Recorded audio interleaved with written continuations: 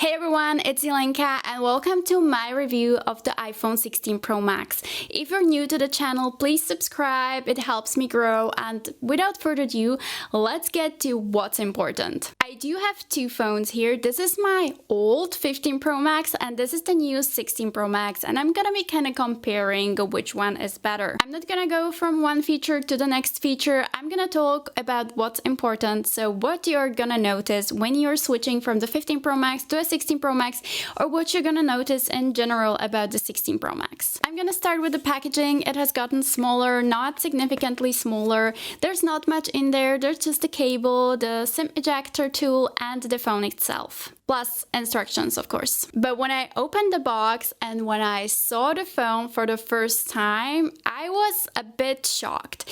I chose the color Desert Titanium.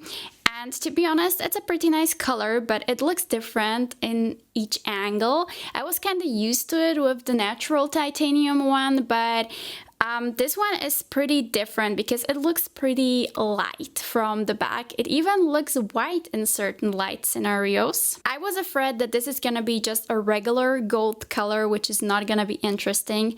I've never had a gold iPhone, so I don't know what the gold color looks like, but this to me is not regular gold. It's more a brownish gold, so it's more bronze than it is regular gold, which I love.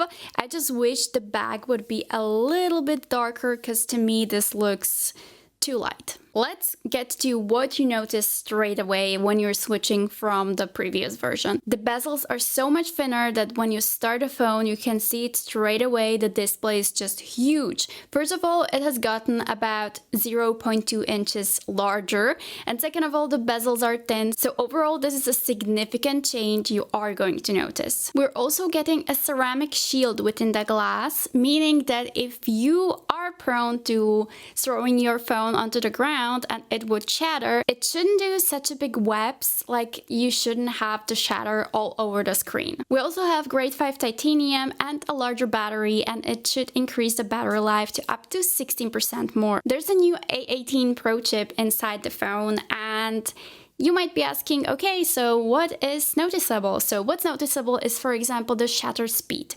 When you are used to taking photos real quick, like something flies across the sky and you want to capture it real quick, I know that it took an eternity for the phone to actually take the photo. And by the time the plane was already gone, because it took me a while to react, to open the camera, to take the picture, and then the shutter was kind of late. And now it's almost instant and you can really feel it. Whenever you press it, it just takes the photo straight away. But of course, this chip supports the advanced AI features which are coming to the iPhone. These are not available in Europe. I'm from Europe, so I can't test these out. And I think I won't be able to test these out. But basically, the A18 Pro improves performance, it has better cooling, it's much better than the A17 Pro. Basically the same performance can be achieved using 20% less power. We have 16% more memory bandwidth. It should be about 20% faster than the A17 Pro. We should have 2 times faster ray tracing, 2 times faster data encoding, about 15% faster GPU, and this should be the fastest CPU on the market. Coming back to the looks, what has changed is that we do have a capture button now. I was so excited about this because they actually said that you could be able to lock focus later, and that's something I as a content creator would use all the time. But I tried using this capture button and I didn't like it. Yeah, what a bummer. It's great to open the camera, it's great to take the photos, but something is off. Like, I have a small hand, but do you see where my finger is? So when I'm holding the phone like this and I would want to take the picture, I can't because I can't reach the button. So what I have to do instead is kind of like go in front of the screen with my finger so that I can reach it.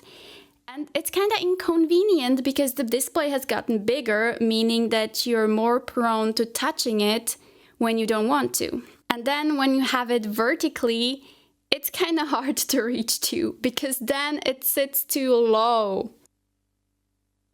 And then when you are inside the camera and you're trying to switch lenses or basically zoom in and out of the photo, It's really difficult to do. Like, this has a really big learning curve, I think. It's not hard to learn. I already got the hang of it, but you have to press pretty hard for it to actually react, which is probably a good thing. I mean, I'm gonna see how this works in the winter when you have cold hands and you're trying to do something quick. Just so you know, and you aren't surprised when you start using it, or when you're a bit disappointed. The phone has a 48 megapixel fusion camera, and it does a lot more processing in the background. At least that's what I noticed when I'm taking a photo. It does process the photo a lot, and it just makes it more beautiful. So the main camera quality is noticeably nicer, especially in low light conditions. You can really see it. I'm gonna show you some pictures for comparison.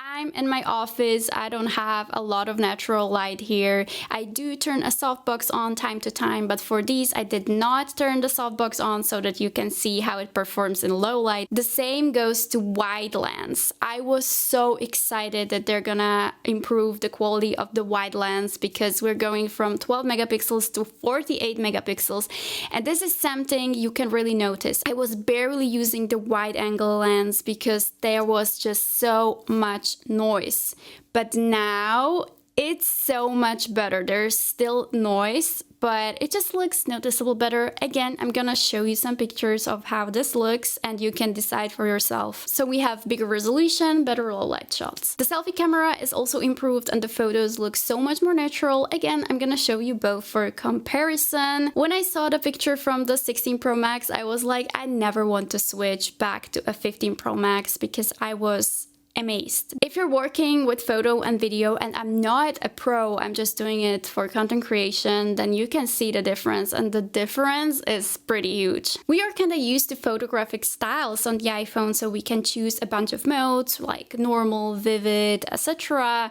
I don't remember the names. But anyway, now you can adjust these to fit what you want to look like. So you can actually scroll with your finger and change the way the filter looks on you. And the cool thing is that if you're sending a picture to a friend who also has an iPhone, you can choose to send the metadata with the photo, meaning that they can adjust it later, just as you did. For video, we get 4K 100 FPS, so we can have beautiful slow-mo video. So again, if you're working with video, this is amazing to have. I tried it out, I really liked it. I have nothing to say about it, honestly.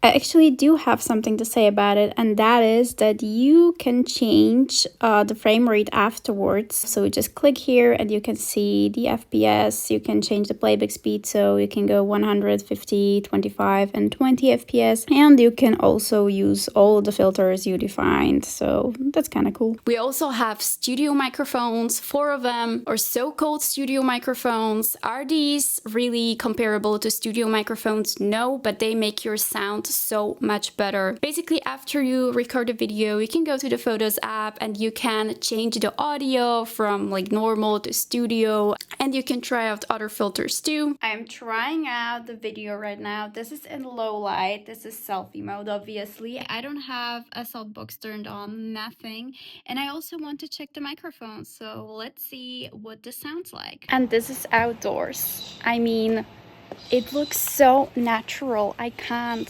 The colors are so beautiful. Oh god, I love it. This is so much better.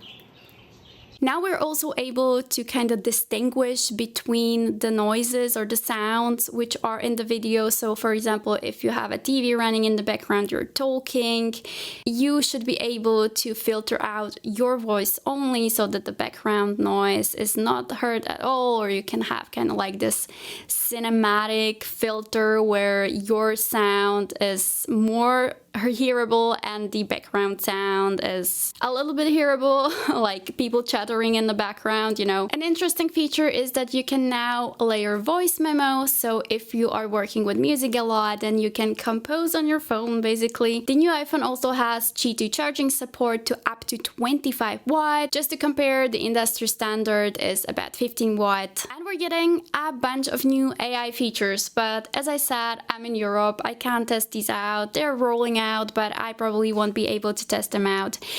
Anyway, that's it for my first impressions. I hope I was able to help you in a certain way to find out if this is worth or not worth it for you.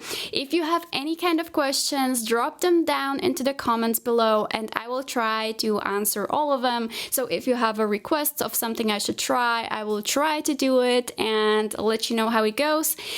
If you liked the review, if you would like to see more content from myself, then I would be so happy if you would subscribe to my channel, and I really hope to see you next time. Bye!